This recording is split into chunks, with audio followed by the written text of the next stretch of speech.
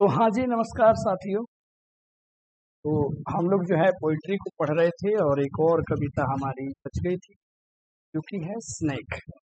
जो लंबी कविता है लेकिन उसका जो मेन थीम है वो थीम रखा गया है प्राचीन एजुकेशन और आज के आधुनिक एजुकेशन या क्या मानव जीवन पे इम्पैक्ट पड़ता है, वही उसका मेन थीम है जो हम आज पोइट्री के एक हिस्सा पोएम को हम लोग पढ़ने जा रहे हैं।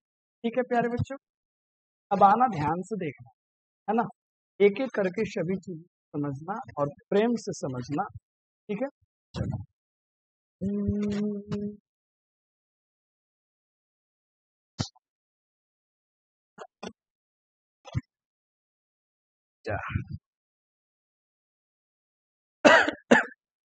और इसके बाद हम लोग एमसीक्यू वाले वीडियो को सॉल्व करेंगे, क्योंकि एमसीक्यू क्वेश्चंस आपको आएगी। उसके बाद प्यारे साथियों हम लोग इम्पोर्टेंट क्वेश्चन को करेंगे। और जहाँ तक आपको सिलेबस पता है, क्वेश्चन आंसर की जैसे ही आप बात करते हैं प्यारे बच्चे, आप सभी को पता है कि 10 ही क्वेश्चन हमें सॉल्व करने हैं। 5 देगा, उसमें से एक 2-2 मार्क्स का देता है, तो 10 में से हमें 5 ही सॉल्व करना। ठीक है, तो इसलिए ज़्यादा क्वेश्चन आंसर को हम लोड लेके नहीं, क्योंकि अभी पूरा प्रोज सेक्शन आना बाकी है। इसके बाद पोइट्री अपनी निकल गई है, उसके बाद में स्टोरी ऑफ इंग्लिश भी आना बाकी है। मतलब ये सबसे मिला के राजा आपको मात्र 5 क्वेश्चंस बनाने हैं, 10 में 5। इसलिए परेशान नहीं होना है, मैं जितने भी इम्पोर्टेंट क्वेश्चंस आपको बता दूंगा वो आप कर लेना, वो एनफ हो जाए। इसमें टेंशन नहीं लेना। अगर शुरू का 4 चैप्टर प्रोज का, 4 चैप्टर पोइट्री का और स्टोरी ऑफ इंग्लिश हमको कंप्लीट करना है, क्योंकि स्टोरी ऑफ इंग्लिश में ना राजा है ना, छोटे छोटे क्वेश्चन के आंसर है, 2-2 लाइन 3-3 लाइन के हैं, तो ज्यादा बड़े आपको नहीं है। ठीक है, तो इसलिए क्वेश्चन आंसर को लेकर के लोड में नहीं रहना है। 10 मार्क्स के लिए कितना परेशान होइएगा।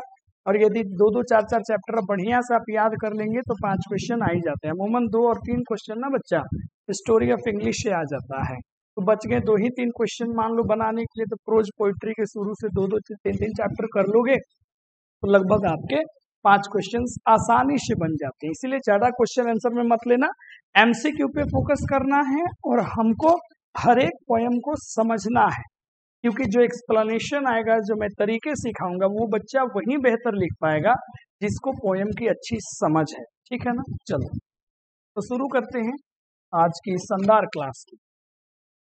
तो सबसे पहले जानते हैं स्नेक, जिसके जो लेखक हैं, जिसके राइटर हैं, टी.एच. लॉरेंस हैं। ठीक है ना, पहले इनके बारे में, पहले पोइट के बारे में अच्छे से जान लेते हैं। ठीक है भैया, आप कहाँ चले गए? कभी कभी जो है ना, अब देखो सांप का बात आया, सावन की बात चल रही है, लगा जैसे ये डर गया होगा ना, रे हर हर महादेव का नाम लो, बोर्ड ओपन हो जाए, चलो रे जादू खुल गया। देखो ध्यान से, इनका जन्म हुआ था 1885 में, इनका निधन हुआ था, डेथ हुआ था 1930 में। ही ग्रीव अप, इनका पालन पोषण जो हुआ अमीर स्ट्राइव, संघर्ष के बीच में, between he gentle and educated mother and his course minor father. संघर्षों के बीच में, कष्टों के बीच में, है ना, इनका पालन पोषण हुआ।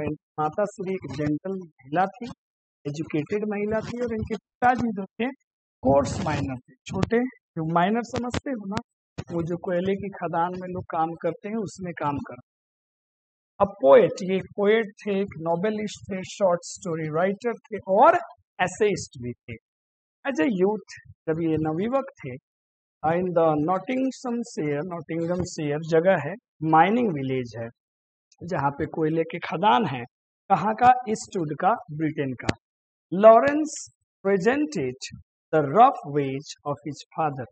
लॉरेंस ने सहा अपने पिता के कड़वे रूप को, and adopted his mother's refined values as in own, और उन्होंने जो उनके माता श्री के बिल्कुल साफ सुथरे जो गुण थे, उन्होंने उसको अपनाया। पिताजी तो इनके शराबी थे और माइनर भी थे, तो ज़्यादा मारपीट घर में करना, मत मम्मी के साथ अच्छा पेश नहीं आना। तो इन्होंने इनके जो पालन पोषण है, एजुकेशन देने की बात रही, वो माता श्री से ये इंस्पायर्ड हुए।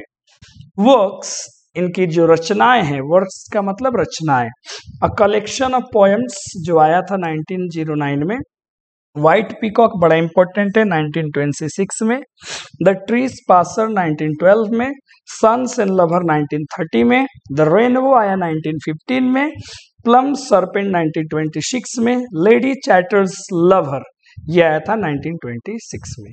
बात समझ में आया? इनके किनके? डीएच लॉरेंस के। अब हम लोग इसको कैसे याद करते हैं? लॉरेंस का हम याद करवाते हैं बच्चा को, लबरई बोलब तो सांप काट ली। अब फायर हिम में हम बच्चा को कैसे याद कराते हैं?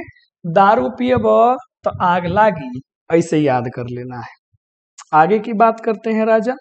इन दिस पोएम, इस कविता में पोएट एक्सॉल्ट करते हैं, डिस्क्राइब करते हैं, व्याख्या करते हैं प्रिमिटिव लाइफ के गुणों का, प्रिमिटिव लाइफ प्राचीन जीवन के गुणों का, एंड डेनाउंसेस और डेनाउंस करते हैं, डिनाई करते हैं, नकारते हैं the shams and artificialities of modern life, जो और आधुनिकरण, आधुनिक जीवन का जो ये बनावटी जीवन है, मानवकृत जो बनावटी जीवन है, इसको डेनाउंस करते हैं, इसको बिल्कुल वो नकारते हैं। तो मॉडर्न लाइफ इनको अच्छा नहीं लगता है, इनको प्रिमिटिव लाइफ बेहतर लगता है।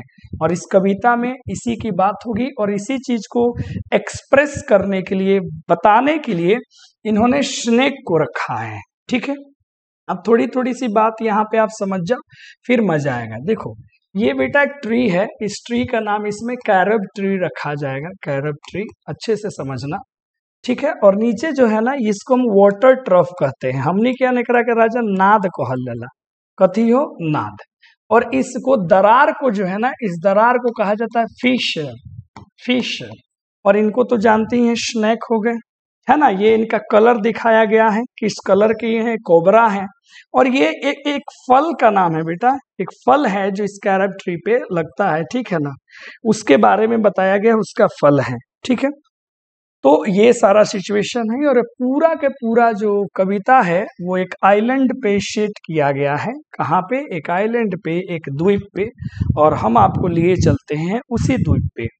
यही गर्मी का समय होता है बेटा, और जो कवि है वो पायजामा पहने हुए है और सुबह सुबह वो अपने हाथ में मग लेकर के, जग लेकर के, घड़ा लेकर के, अलग अलग शब्द इंग्लिश के यूज किए गए हैं, वो इसी पेड़ के नीचे पहुंचते हैं पानी इसमें से भरने के लिए, है ना प्यारे साथियों।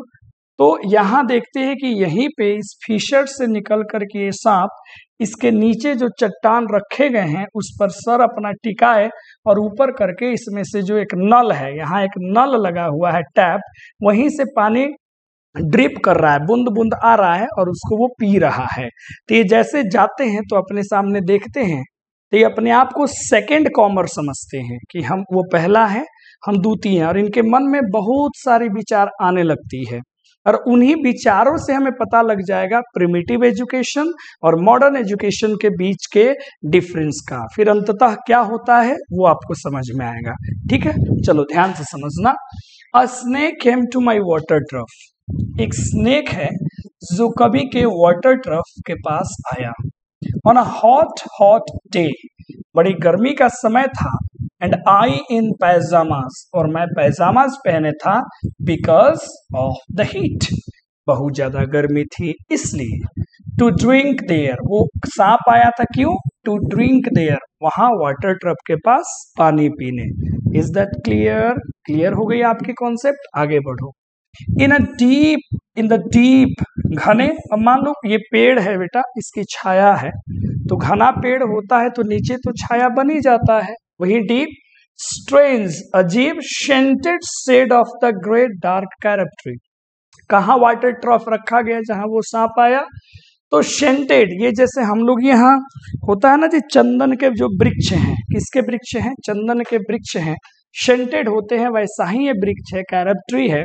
और ग्रेट डार्क, यानी कि इतना घना है ये कि इसके नीचे जो है पूरा का पूरा चारों तरफ क्या है? छांव ही छांव है, वहीं पे वाटर ट्रफ रखा गया, वहीं पे आया। आई केम डाउन, मैं भी आया नीचे, द स्टेप्स, सीढ़ियों से उतर के, विद माई पीचर, और मैंने अपने हाथ में पकड़ रखा था घड़ा को। ठीक है, एंड मस्ट वेट, और मैंने वेट करा, मस्ट स्टैंड, मैं रुका, वेट करा, फॉर, क्योंकि there he was at the trough before me, क्योंकि वो मेरे से वहां पहले था। मेरे से वो क्या था, पहले था, इसलिए मैंने क्या रखा, इंतजार करा। यहाँ प्रीपोजिशन का मतलब मेरे सामने भी हो सकता है, मेरे समक्ष भी हो सकता है। He reached down, अब वो आया कहाँ से था, he reached down, वो नीचे उतरा था, ए फीशर से, इन द अर्थ वॉल, ये जो मिट्टी का घर है इसी में ये जो दरार है, फिशर है, ये वहीं से निकल के आया है। इन द ग्लूम, और ग्लूम शब्द का मतलब होता है feeling of being sad and without hope, बड़ा उदास मन से आया है। ठीक है। A trailed his yellow brown stackless soft belly down, इसका सूजा मतलब समझ लो। ट्रेल का मतलब होता है खींचते हुए, जो सांप ऐसे चला है। येलो ब्राउन है जी उसका कलर, स्लैकनेस है, सॉफ्ट बेली डाउन, सॉफ्ट बेलीड का मतलब उसका पेट, मतलब पूरा समझ जाओ सांप है जो येलो ब्राउन कलर का है, जो ट्रेल करके ऐसे रैंक करके आया है over the edge of a stone trough. अब यहाँ पे एक स्टोन ये रखा गया है, इसी के एज पे ये पहुंचा है। एंड रेस्टेड, और टिका के रखा है, हिज थ्रॉट, अपने गले को, अपॉन द स्टोन बटन, और नीचे में ये जो पत्थर है उसी पर अपने गले को ये टिका करके रखा हुआ है। ठीक है प्यारे साथियों, समझ में बात आ गई। आगे बढ़ते हैं, फिर कभी कहते हैं and where the water had dripped, अब जहां ये वाटर ऐसे ड्रिप कर रहा है उसी के नीचे ये है ड्रिप फ्रॉम द टैप, इस नल से, इन ए स्मॉल क्लियरेंस, थोड़े थोड़े बूंदे आ रही है। ही सिप्ड, सिप्ड का मतलब होता है गटका लेना, शिप करना, ठीक है ना, घोटना। तो शिप सांप है तो ड्रिंक तो करेगा नहीं, अब हम लोग की तरह गट गट गट गट तो पिएगा नहीं, तो वो शिप लेता है, ठीक है ना। Sipped with is straight mouth, उसके जो ये सब स्ट्रेट है, इसी से ये शिप करता है, घोटता है पानी को। सॉफ्टली ड्रिंक, बड़े प्रेम से, आराम से, अपने स्ट्रेट गम से, अपने सीधे जबड़ों से, इनटू स्लैक लॉन्ग बॉडी, अपने चमचमाते लंबे शरीर में, वो भी कैसे, साइलेंटली ये पानी पीता है। आगे क्या होता है, समवन हैज बिफोर मी, कोई है जो मेरे सामने है, जो मेरे समक्ष है, एट माई वाटर ट्रफ, मेरे वाटर ट्रफ पे। एंड आई लाइक सेकेंड कमर, और मैं किसकी तरह हूं, बिल्कुल एक सेकेंड कॉमर की तरह हूं। यहाँ पे मतलब द्वितीय आगंतुक हूं मैं, इसलिए मैंने वेट करा। ही लिफ्टेड हिज हेड, उसने अपना ऐसे सर लिफ्ट करा, उठाया, पानी पी रहा था। एज कैटल डू, जैसे मवेशी करते हैं, जैसे मान लो गाय भैंस नाद में लोग पानी पिएला, ट्रफ माने नादे हो गए गैया भैंसी आके, तो देखिए घर से कोई जाला न तो ऐसे करे लसन, हैंगे उठा के एक बार हैंगे देखे लसन, फिर देख ले अच्छा मालिक जाता रहो, फिर मुड़िया नीचे करके लगेगा लोग पीने या खाने, जो भी है वैसे ही ये करता है। मेरे तरफ देखता है वेग्युअली, बेटा ये वर्ड याद रखना, प्रीवियस ईयर क्वेश्चन है और पूरा आता है। वेग्युअली का मतलब होता है नॉट क्लियरली, स्पष्ट रूप से नहीं देखता है। कैसे, जैसे कि कोई पशु देखता हो। एंड फ्लिकर्ड, वो लपलपाता है अपने दो कटीले जीभ को, ये दो कटीले जो इसके जीभ है इनको अपने लिप्स से वो क्या करता है, ठीक है। एंड म्यूज्ड, रुकता है कुछ क्षण के लिए। एंड स्टॉप्ड, रुका। एंड ड्रैंक अ लिटिल, थोड़ा और पिया। बीइंग अर्थ बनाओ, चूंकि गर्मी थी पूरी तो धरती पूरी ब्राउन हो चुकी थी, भूरा हो चुका था। Earth golden from burning bowels of the earth, पूरा अर्थ गोल्डन हो चुका था। बबल बॉल्स मतलब क्या होता है, छोटे छोटे जो छिद्र होते हैं, मानो वो पूरा बर्निंग बबल्स बन चुका था। धरती पूरी इतनी गर्मी थी मानो उसमें से आग निकल रहे हो। क्यों, वैसे ही होता है जैसे, बेटा याद रखना, इटली का एक प्रांत है जिसका नाम है सिसिली, और वहीं जुलाई में एक वहां का एटना है जो वोल्केनो है, जो ज्वालामुखी है। ये जो ज्वालामुखी है दुनिया की सबसे बेटा डेंजरस ज्वालामुखी है, इटली के सिसिली का। ये कौन सा, ये एटना स्मोकिंग। और कहीं ना कहीं ये जो सेट किया गया है पोइट्री वहीं के एक आइलैंड पे, तो कभी तुलना करते हैं कि जैसे जुलाई के महीने में मानो एटना स्मोक कर रहा हो, एटना जो ज्वालामुखी है जो उसमें से धुआं निकल रहा है, इतनी गर्मी है इतना गर्मी जो है ना वो निकल रहा है धरती में से, जो बॉल से वहां से निकल रहा है। इन्होंने गर्मी का यहाँ पे कंपैरिजन करा एटना से। आगे कहते हैं कि the voice of my education, जो मेरे एजुकेशन के वॉइस थे, जो आवाज थी, उसने मुझसे कहा। अब यहीं पे आपको मॉडर्न एजुकेशन वाली बात यहाँ पे समझ में आ जाएगी, है जी। क्या कहा? ही मस्ट बी किल्ड, उसे अवश्य मार देना चाहिए। बिकॉज सिसिली में, सिसिली क्या है? तो एक स्टेट है इटली का, जो ब्लैक स्नेक्स होते हैं वो इनोसेंट होते हैं। ये जो ब्लैक स्नेक होते हैं ये इनोसेंट, इनोसेंट का मतलब ये वेनमस नहीं होते हैं। वेनमस का मतलब होता है जहरीले। तो वो कह रहा है कि जो सिसिली में जो ब्लैक स्नेक्स हैं वो वेनमस नहीं है, लेकिन जो गोल्ड है, ये वाले जो हमें सामने जो दिख रहा है, ये बड़ी वेनमस होते हैं, बड़े जहरीले होते हैं, तो इसलिए इन्हें मार देना चाहिए। एजुकेशन बेटा बता रहा है। कौन बता रहा है? एजुकेशन। कैसे बता रहा है? एजुकेशन ही तो हमको बताया कि ये वेनमस है, कि ये नॉन वेनमस है, ये खतरा है, ये खतरा नहीं है। ये पढ़े होंगे इनके बारे में, तब तो इनको जानकारी मिली। So this is modern education, जो हमें डिफ्रेंशिएट करता है ये सही है गलत है। प्रिमिटिव एजुकेशन जो एक बिहेवियर एजुकेशन था, जिसमें ह्यूमैनिटी ज्यादा थी, मानवता ज्यादा थी। अब वो जो इनका मॉडर्न एजुकेशन है वो इनसे कह रहा है कि मार दो बेटा इनको। कारण इन्होंने ये बताया, एंड वॉइसेस इन मी, और जो मेरे अंदर की आवाज है, उसने कहा कि if you are a man, देख लो सब्जेक्ट वर्ब एग्रीमेंट आ गया, अगर तुम एक मर्द हो, यू वुड टेक, फिर वुड लग गया, तुम्हें एक डंडा उठाना चाहिए और ब्रेक हिम नाउ, और उस पे तोड़ देना चाहिए, एंड फिनिश हिम ऑफ, उसे पूरी तरह खत्म कर देना चाहिए। सो ये इनके अंदर का एजुकेशन, इनके अंदर की ये बातें आ रही है, and this is called primitive education. ये मॉडर्न एजुकेशन है जो हमेशा इसी बात पे टिकी रहती है कि कैसे किसी को नुकसान पहुंचा दिया जाए। This is called artificial life of modern education और modern life. So this type of life, this type of education, the poet denounces as earlier we have already taught। हम लोग उसको क्या कर चुके हैं? पढ़ा चुके हैं, और लर्नड हम सीख चुके हैं। कहा? In the introduction of the poet. But must I confess, अब कन्फेस कर रहा है। कन्फेस की स्पेलिंग याद रखियो, ये पूछता है स्पेलिंग टेस्ट में। बट मस्ट आई कन्फेस, लेकिन हम तो कन्फेस करना चाहते हैं, हम ये मानते हैं, ठीक है ना? है ना? जैसे गलती हो जाती है तो कैसे भगवान के सामने जाके कन्फेस करते हैं, है ना? स्वीकारते हैं।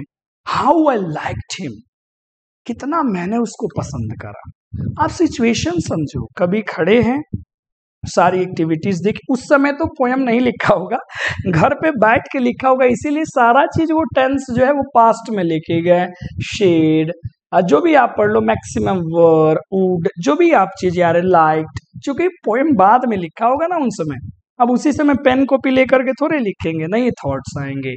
कह रहे I must confess how I liked him, कितना हमको अच्छा लगा। हाउ ग्लैड, कितना हम प्रसन्न थे। He had come like a guest in a quiet, वो शांति में बिल्कुल एक गेस्ट की तरह आया। To drink at my water trough, मेरे वाटर ट्रफ पे पानी पीने। So and depart peaceful, और गया कैसे? बिल्कुल शांत तरीके से, pacified, आराम से गया, बिना शोर शराबा किए गया। And thankless, थैंक यू भी नहीं किया, और चुपचाप वो चला गया। Into the burning bowels of the earth, उस धरती के burning bowels में, उस दहकते हुए गोले होल के अंदर वो चला गया। इसके आगे कभी कहते हैं, क्या कहते हैं सुनना? Watch it cowardice। अब इनके अंदर से क्वेश्चन आता है कि क्या ये कायरता थी? That I dared not kill him, कि मैंने उसको मारने का हिम्मत नहीं किया। Watch it परवर्सिटी, क्या ये परवर्सिटी थी? परवर्सिटी मतलब रॉन्ग और इमोरल थिंकिंग, गलत या फिर अनैतिक विचार। तो ये मेरी कायरता थी कि जो मैंने उसे नहीं मारा। और क्या मेरी अनैतिकता विचार था अनैतिक था कि मैंने उसको आई लॉन्ग, बेटा यहाँ लॉन्ग का मतलब वर्ब है और यहाँ लॉन्ग का मतलब होता है चाहना। I long to talk him, यहाँ मैंने चाहा उससे बात करने का, ये अनैतिक है। वॉज इट ह्यूमिलिटी, क्या ये मानवता थी? टू फील सो ऑनर्ड, कि मुझे इतना सम्मान महसूस हुआ। आई फील सो ऑनर्ड, सच में मुझे बड़ा सम्मानजनक महसूस हुआ। एंड एट दोज वॉइसेस, और अब भी वो सारी आवाजें, if you were not afraid you would kill him, ये बातें अगर तुम उससे डरे नहीं होते तो तुम उसे मार दिए होते। आई वॉज अफ्रेड, सच है कि मैं डरा था। आई वॉज मस्ट अफ्रेड, मैं बहुत ज्यादा भयभीत था। बट इवन सो, लेकिन फिर भी ऑनर्ड स्टिल मोर, लेकिन मुझे ज्यादा सम्मान की भावना महसूस हुई कि कोई प्यासा मेरे ट्रफ पे आया पानी पीने। That he should seek my hospitality, और उसको मेरी सेवा का मौका मिला। हॉस्पिटैलिटी मतलब सेवा, हॉस्पिटल का मतलब अस्पताल, हॉस्पिटैलिटी मतलब सेवा सत्कार, ठीक है, याद रखना। From out of the dark door, कहां से आया? तो अंधेरे दरवाजे से। सीक्रेट अर्थ, रहस्यमय धरती, मतलब जहां से भी आया, वो जो छिद्र से आया, फीशर से आया, उसी को अलग अलग शब्दों से ये बता रहे हैं कि रहस्यमय धरती के अंधेरे दरवाजे से वो निकल करके आया। आगे कभी कहते हैं क्या? ही ड्रैंक एनफ, उसने बहुत ज्यादा पिया। एनफ पर्याप्त पिया। एंड लिफ्टेड हिज हेड, और अपने हेड को उसने उठाया। कैसे? Dreamily as one who has drunken, वैसे जैसे कोई शराबी होता है ना, दारू ज्यादा पी लेता है तो मस्ती में जैसे सर उठाता है, वैसे उसने उठाया। एंड फ्लिकर्ड, और लपलपाया अपने टंग को, like a fog night on the air, जैसे कि मानो कांटा अंधेरे में चमक रहा है। ये so black seeming to lick his lip, मानो वो अपना होठ जो है ना वो लिक कर रहा है। कैसे? जैसे हमनी कहने पानी पी लेनी सन, हैंगे कोई नहीं सन, इहो कोई लस, बुझा गए। And looked around like a God, और उसने आसपास देखा, किसकी तरह? तो गॉड की तरह। अनसीइंग इनटू द एयर, हवा में इधर उधर देखा। And slowly turn his head, और फिर अपने सर को वो घुमाया। And slowly as if thrice a dream, बिल्कुल सपने के जैसे, बिल्कुल सपने के जैसे proceeded to draw its slow length curving round and climb again the broken bank of my wolfish, और ऐसे घुमा, और जो मेरे दीवार का जो टूटा हुआ था, फीशर था, उसमें वो जाने लगा, धीरे धीरे धीरे धीरे क्लाइम करने लगा, चढ़ने लगा। As he put his head into that dreadful hole, जैसे ही उसने वो भयावह होल में, इस छिद्र में अपना सर रखा, आप देख सकते हैं। As he slowly drew up, वो धीरे धीरे धीरे धीरे अपने शरीर को ऐसे वो खींच रहा था। Snaking his shoulders, मानो अपने कंधे को सिकड़ाए हुए जा रहा था। He entered farther, वो आगे बढ़ते गया, जाते गया, प्रवेश करते गया। एंड सॉर्ट ऑफ हेरर, मानो डरा हुआ था। सॉर्ट ऑफ हॉरर मतलब थोड़ा भयभीत था। Sort of protest against his withdrawing into that horrid black hole, मानो तो बचते बचाते प्रोटेस्ट, विरोधावस्था में वो जा रहा था, अंदर में deliberately going into the blackness, जैसे वो काला होल में गया जानबूझकर। And slowly drawing himself after, अपने को खींचते जा रहा था। Over came me now his back was turned, और मेरे सामने क्या रहा? तो उसका ये पूंछिया रह गया, पूंछिया रह गया। आगे क्या कहते हैं कभी जरा सुनियो। अब आगे क्या हुआ? आई लुक्ड राउंड, मैंने इधर उधर देखा। देखने के बाद मैंने क्या किया? I put down my picture, मैंने अपने घड़े को बगल में रख दिया। I picked up a clumsy log, मैंने क्लमसी लॉग उठा लिया। ऐसा के कोई उठा लेनी हम, क्लमसी माने होता है बेढंगा, लॉग मतलब डंडा, ये हमने उठा लिया। एंड थ्रू इट, और मैंने फेंका वाटर ट्रक पर, क्लैटर एकदम झरखड़ाते हुए। अब मान लो डंडा उठा के कोनो बगला कैसा डंडा, अरे टूटल उटल डाड़ी होगा कैरब ट्री में का, उसी को उठा करके इसने फेंका। क्वार्टर ट्रफ पे I think it did not him, मुझे लगा कि ये उसको लगेगा नहीं, ये उसको लगेगा नहीं, but suddenly that part of him, जो उसका पार्ट जो मेरे पीछे था, लेफ्ट बिहाइंड बचा हुआ, कन्वर्ल्स इन अनडिग्निफाइड हेस्ट, वो कन्वर्ल्स हो गया। कन्वर्ल्स मतलब caused a sudden shaking movement, undignified appearing foolish and unseemly. वो तेजी से, इसका मतलब समझ जाओ, तेजी से वो अंदर गया। अनडिग्निफाइड हेस्ट मतलब तेजी से, बिना कुछ सोचे समझे, जल्दी से।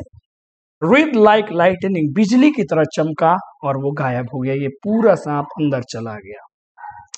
इनटू द ब्लैक होल, कहां से? उस ब्लैक होल में। अर्थ लिप्ड, धरती मानो होठ खुले थे। फिशर में, उस फिशर में। इन द वॉल फ्रंट, जहां से आया था वहीं चला गया। At which in the intense still noon, और ये देखते देखते दोपहर हो गया। आई स्टेयर्ड विथ फैसिनेशन, मैंने उसे स्टेयर्ड करा, घूरा। कैसे? बड़ी फैसिनेशन से, अच्छा लगा, बेहतर लगा मुझे उसे देखना। अब कहते हैं इमीडिएटली आई रिग्रेटेड इट, अब इन्होंने फेंक दिया, सांप गायब। अचानक से इनको रिग्रेट हुआ, पछतावा हुआ, पछतावा हुआ। क्या हुआ? क्या? आई थॉट, मुझे लगा, हाउ पल्ट्री, कितना नीच, वल्गर, मीन एक्ट का मतलब विचार समझो, बहुत ही टू स्मॉल, छोटा काम। वल्गर मतलब नॉट डिसेंट, बहुत बेकार। मीन मतलब तुच्छ, मैंने ये काम किया है, एक्ट किया है। आई डिस्पाइज्ड माई सेल्फ, मैंने अपने आप को कोसा, और उन वॉइसेस को और उन एजुकेशन को जिसने मुझे अकर्स किया, अपने ह्यूमन एजुकेशन को मैंने कोसा, जो मुझे ये मानव वाला अकर्स, हैविंग अकर्स, जो मुझे ये श्रापित ह्यूमन एजुकेशन मिला, मैंने उसको कोसा कि ये एजुकेशन ना मिला होता, ये कौन ये अच्छा है कौन बुरा है, तो मुझे अच्छा लग रहा था उसे देखना, मैं देखता पूरा उसे, भगाता तो नहीं। And I thought of the albatross, मुझे कैसा विचार हुआ कि ये सांप किसकी तरह है? इस पक्षी की तरह। एल्बास्ट्रोस का मतलब होता है समुद्री पक्षी ये। एंड आई विश्ड, और मैंने इच्छा किया, he would come back my snake, snake, काश वो वापस आ जाता। Because he seem to me again like a king, आता, क्योंकि मुझे वो प्रतीत हुआ था एक किंग की तरह। अरे किंग इन एग्जाइल, पताल का राजा, जिसको अभी राजपोशी नहीं किया गया था, मुकुट नहीं लगाया गया था इन द अंडरवर्ल्ड, वो पताल लोक में। Now due to be crowned again, आता और उसे पुनः ऐसे क्राउंड किया जाता, ताज पहनाता मैं। एंड सो, और इसलिए आई मिस्ड, मैंने खो दिया, माई चांस, मेरा एक chance, with one of the lords of life, जीवन के एक भगवान से मिलने का। And I have something to expiate, अब मेरे पास कुछ है ना, I have something to expiate. Expiate का मतलब क्या है? To accept punishment for sin, पाप के लिए सजा को एक्सेप्ट करना, एक्सपिएट करना, है ना। तो सजा काटने के लिए अब मेरे पास क्या है? अ पेटीनेस। अब यही है, ये जो छोटा सा दुख, मतलब मैंने जो काम करा, स्मॉल एंड अनइम्पोर्टेंट, जो ये अमहत्वपूर्ण छोटा सा मैंने काम किया, और मेरे पास अब इसके पछताने के सिवाय मेरे पास कुछ भी नहीं है। तो इस तरीके से इन्होंने पूरा बता दिया कि मॉडर्न एजुकेशन ने ही इनको ऐसा करा, इतने जो इनको चीज सुंदर लग रहा था, आखिर उस आधुनिक और उस आर्टिफिशियल लाइफ ने ही उससे इनको अलग कर दिया। तो यही हमारे जीवन में भी होता है, समटाइम्स कोई चीज़ें हमें अच्छी लगती हैं, लेकिन एजुकेशन हमारी बताती है कि ये बेहतर नहीं है, हम छोड़ देते हैं, और फ्यूचर में जाके हम भी एक्सपिएट करते हैं, रिग्रेट करते हैं कि काश हमने उसको किया होता, तो हम भी दुनिया में कहाँ से कहाँ चले जाते हैं। मतलब जो चीज़ें आपको बेहतर लग रही है उनको आप करिए, छोड़िए नहीं, उस फील्ड में आप जाइए। जैसे किसी बच्चा को साइंस बेहतर लग रहा है, पढ़ो, ऐसा नहीं कि अब तुम सोचना साइंस पढ़ लेंगे ये नहीं होगा वो नहीं होगा, और तुम ले लिए आर्ट्स और फ्यूचर में पछता रहे हो कि काश हम साइंस लिए होते। सो this is called artificial life. ये है बनावटी दुनिया। मतलब बात वही है कि जो आपको इच्छा है, जो बेहतर लग रहा है, वो कर्म करते चलिए। Thank you. उम्मीद है इतनी बड़ी कविता आपको मजे से समझ में आई होंगी और लगभग सारे 10 के 10 पोएम्स अपने खत्म हो गए। अब अगली वीडियोज एमसीक्यू पर आएगी, तो आप पूरा वीडियोज 2 बार 4 बार 5 बार देखिए, फिर एमसीक्यू इंपॉर्टेंट क्वेश्चंस, फिर आपका पोइट्री सेक्शन खत्म, तो मैं शुरू करूंगा प्रोज सेक्शन, है ना। ग्रामर में भी tense, voice narration, preposition, article बच गए हैं, फिर कॉम्प्रिहेंशन वगैरह आगे हम लोग पढ़ेंगे। Thank you very much, see you soon.